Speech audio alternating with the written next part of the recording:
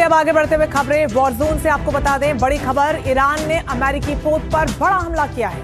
America ने ईरानी हमले को रोका है। हॉर्मूज से बता दें कि अमेरिकी पोत गुजर रहा था, जिसके बाद यूएस ने यानी अमेरिका ने बड़ा आरोप लगाया है कि कैसे हमला ईरान की तरफ से किया गया है। तो हॉर्मूज में टेंशन लगातार बढ़ती चली जा रही है, क्योंकि युद्ध विराम के बीच एक बार फिर से किस तरीके से हमले किए गए हैं ये आप समझिए। हालांकि ईरान ये कह रहा है कि पहले हम पर निशाना साधा गया, पहले हमें हमले का शिकार बनाया गया, उसके बाद हमने ये कार्रवाई की है। वहीं अमेरिका कह रहा है कि ईरान झूठ बोल रहा है, ईरान ने पहले हमारे युद्धपोत पर हमला किया, उसके बाद हमने जो कार्रवाई की वो जवाबी कार्रवाई थी। ऐसे में सच कौन बोल रहा है और झूठ कौन, ये बड़ा सवाल है। लेकिन हॉर्मूज में बढ़ता तनाव, दुनिया के लिए खतरे की घंटी एक बार फिर से, और इन सब के बीच तेहरान में एयर डिफेंस सिस्टम को एक बार फिर से एक्टिवेट कर दिया गया है, और साथ ही ईरान के कई शहरों में धमाके की आवाज भी सुनाई दी है। ये बड़ी जानकारी सामने आ रही है। तो वहीं ईरानी मीडिया ने यह दावा किया है कि अमेरिका का एक फ्यूल टैंकर विमान कतर के ऊपर इमरजेंसी सिग्नल देने के बाद अचानक लापता हो गया। ईरान की फॉक्स न्यूज एजेंसी के मुताबिक विमान ने उड़ान के दौरान इमरजेंसी सिग्नल भेजा था। हालांकि अमेरिका ने अभी तक विमान को लेकर कोई जानकारी शेयर नहीं की। तो वहीं दूसरी तरफ अमेरिका ने इस बार अपने एक और युद्धपोत यूएसएस जॉर्ज एच.डब्ल्यू. बुश को हॉर्मूज की तरफ भेजा है। अमेरिका हॉर्मूज स्ट्रेट में प्रोजेक्ट फ्रीडम चला रहा है, और इसमें उन जहाजों को सुरक्षित निकाला जाना है जो वहां पर फंसे हुए हैं। लेकिन ईरान ये कह रहा है कि हॉर्मूज पर सिर्फ हमारा हुक्म चलेगा, यहां से कौन गुजरेगा कौन नहीं गुजरेगा, किसे रोका जाना, ये सब हम तय करेंगे। सवाल यह है कि हॉर्मूज की ये जंग आखिर खत्म कब होगी, या होगी भी या नहीं, ये बड़ा सवाल है।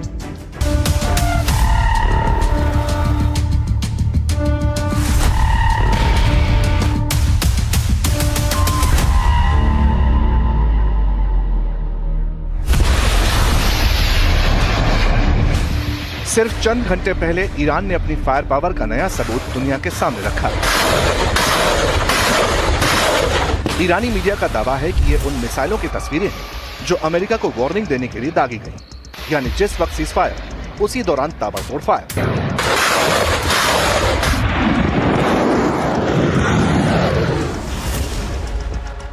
ईरानी मीडिया ने दावा किया कि हमले इसलिए किए गए ताकि अमेरिका अपने जहाजों के जरिए हॉर्मुज की तरफ बढ़ने की गुस्ताखी न करे, क्योंकि ईरान दावा करता है कि हॉर्मुज पर अभी सिर्फ उसी का कंट्रोल है और किसी का नहीं। इस तय किए गए इलाके के भीतर किसी भी जहाज को गुजरने के लिए ईरान की सशस्त्र सेनाओं की इजाजत जरूरी है, ताकि वो सुरक्षित रह सके।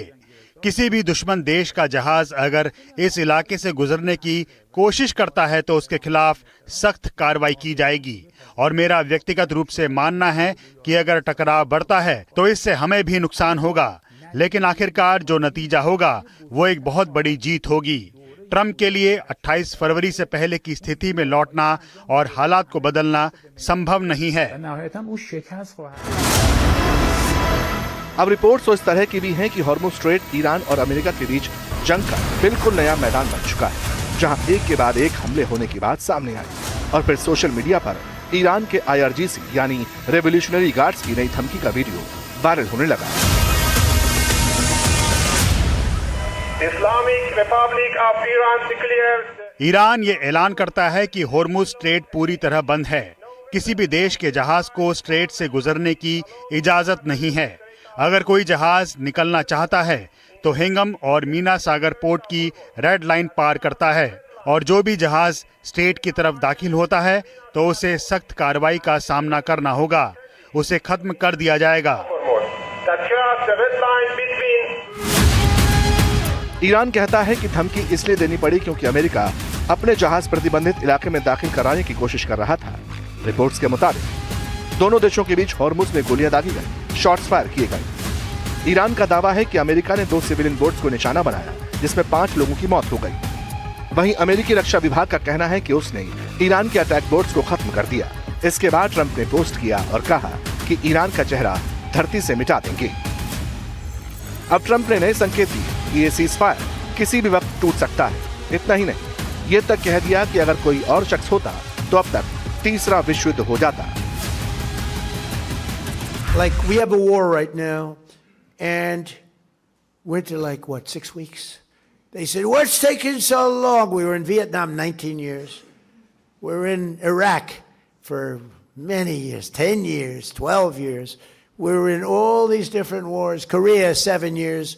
I won't even mention World War II. That's a big baby. But you had the wrong person up here, you'll be in World War III. As sure as you're sitting there, you have the wrong person up there. It's nasty and tricky. It's tricky out there. We have to have the right people, and they have to be sharp and they have to be smart. Because Trump बार बार दावा करते हैं कि Iran के पास अब कुछ नहीं बचा, उसकी पावर न्यूट्रलाइज कर दी गई है, उनके पास सारे कार्ड्स हैं। लेकिन फिर अमेरिका यह भी कहता है कि वो हॉर्मुज में बड़ा अभियान चला रहा है ताकि दूसरे जहाज आसानी से गुजर सके। Two U.S. commercial ships, along with American destroyers, have already safely transited the strait, showing the lane is clear. We know the Iranians are embarrassed by this fact. They said they control the strait. They do not. We have established a powerful red, white, and blue dome over the strait. American destroyers are on station, supported by hundreds of fighter jets, helicopters, drones, and surveillance aircraft, providing 24/7 overwatch for peaceful commercial vessels, except Iran's, of course, which is why our ironclad blockade remains in full effect as well. In fact, इसके बाद Iran भी कहता है कि पत्ते तो हमारे पास भी हैं। फिर अमेरिका कहने लगता है कि हॉर्मुज ब्लॉकेड के बाद अब प्रोजेक्ट फ्रीडम शुरू कर दिया गया है। प्रेसिडेंट ट्रंप ने फिर दावा किया कि ईरान ने साउथ कोरिया के एक जहाज को टारगेट किया और उसी के जवाब में हमने उनकी 7 अटैक बोट्स को टारगेट किया। हालांकि इसी दौरान ईरान की मीडिया एजेंसी ने एक वीडियो जारी किया। दावा किया गया कि एक समुद्री जहाज को मार गिराया गया। इधर ईरान के विदेश मंत्री अब्बास अराक्ची ने अमेरिका के प्रोजेक्ट फ्रीडम पर तंज कसते हुए कहा कि यह असल में प्रोजेक्ट डेडलॉक बन चुका है।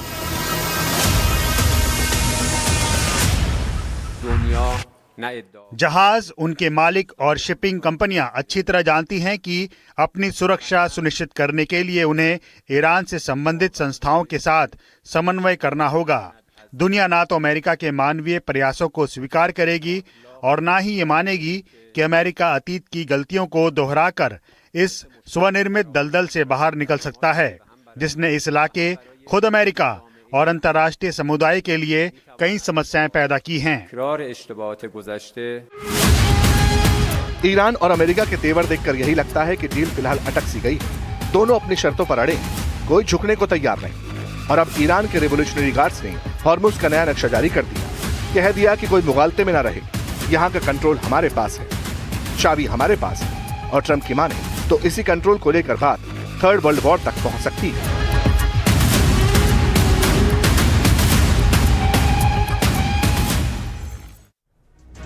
तो इन हमलों को लेकर सवाल लगातार यही उठ रहा है कि युद्ध विराम था तो हमले हुए कैसे। बहरहाल युद्ध विराम को लेकर अमेरिकी राष्ट्रपति डोनाल्ड ट्रंप ने कहा कि सीजफायर पर बातचीत अभी जारी है।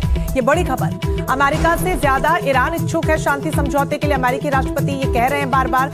लेकिन जो तस्वीर धरातल पर नजर आ रही है, खासतौर पर हॉर्मुज के इलाके में नजर आ रही है, इसके बिल्कुल उलट है। ईरान आक्रामकता के साथ हमले कर रहा है और जो देश आक्रामकता के साथ हमले कर रहा है वो कैसे शांति समझौता चाह सकता है, ये बड़ा सवाल है। Fire with Iran still on? yeah, it is. It's they trifled with us today. We blew them away. They trifled. I call that a trifle. I'll let you know when there's no ceasefire. You won't have to know. If there's no ceasefire, you're not going to have to know. You're just going to have to look at one big glow coming out of Iran. And they better sign their agreement fast. और अब खबर UAE से। UAE का air defence system missile और drone खतरों को रोकने के लिए पूरी तरीके से एक्टिवेट कर दिया गया है। यूएई रक्षा मंत्रालय के अनुसार देश के कई इलाकों में धमाकों की आवाजें सुनी गई थी, जिसके बाद एयर डिफेंस सिस्टम को फिर से एक्टिवेट किया गया है। रिपोर्ट्स के मुताबिक ये हमले ईरान से आए मिसाइल और ड्रोन खतरों से जुड़े हुए बताए जा रहे हैं और अपनी सुरक्षा को लेकर यूएई यहां पर इन तमाम तरीके के कदमों को उठा रहा है। तो जिस तरीके से हमला पिछले दिनों यूएई के फजरात पर किया गया, उसके बाद ये बड़ा आरोप यूएई की तरफ से लगाया गया कि ईरान की तरफ से किया गया है। कई मिसाइल्स और ड्रोन, 4 बड़े ड्रोन से हमला किया गया।